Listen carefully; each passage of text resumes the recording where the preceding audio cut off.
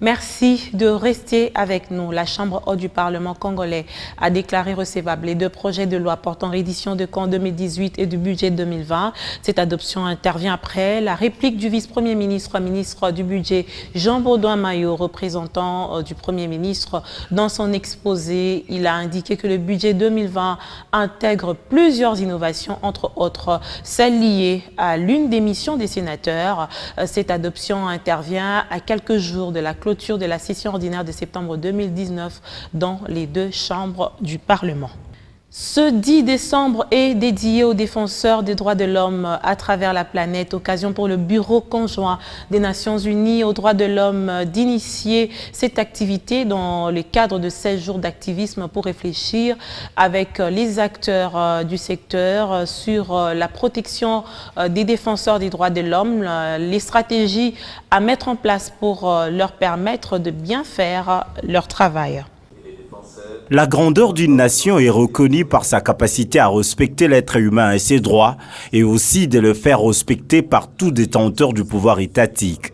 À l'occasion de la Journée internationale des droits de l'homme, le Bureau conjoint des Nations Unies aux droits de l'homme à RDC, en collaboration avec le ministère des Droits humains et le défenseur des droits de l'homme, a organisé une matinée d'échange sur les droits humains. Une opportunité pour le gouvernement congolais de rappeler le rôle des défenseurs des droits de l'homme sur terrain. Il faut qu'à un moment donné, les défenseurs des droits humains soient l'église au milieu du village. Ça veut dire quoi en d'autres termes? C'est que quand il y a des manifestations publiques au Congo, naturellement, nous n'avons pas de choix que d'observer ce que la Constitution impose déjà, à l'occurrence, le régime d'information.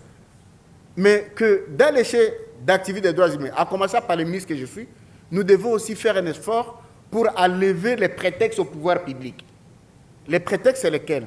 C'est que quand les gens manifestent, n'acceptent pas qu'ils s'apprennent aux individus et à leurs biens, comme ce qui venait de se passer à Béni. Pour les défenseurs des droits humains, tous les hommes naissent égaux et sont dotés de droits dans un pays dit démocratique. Et c'est l'État qui garantit ces droits. Le droit de l'homme ou le droit à la vie ne peut exister sans des hommes, des sacerdoces, sans des hommes d'apostolat, des éclaireurs, qui ont décidé de mettre leur vie entre parenthèses pour parler au nom des autres. N'est-ce pas que les faits précèdent le droit?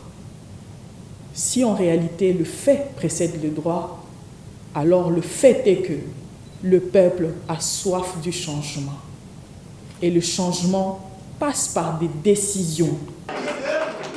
La sensibilisation des acteurs concernés dans ce domaine est une chose et l'accès à l'information aux lois qui régissent l'humain en est une autre.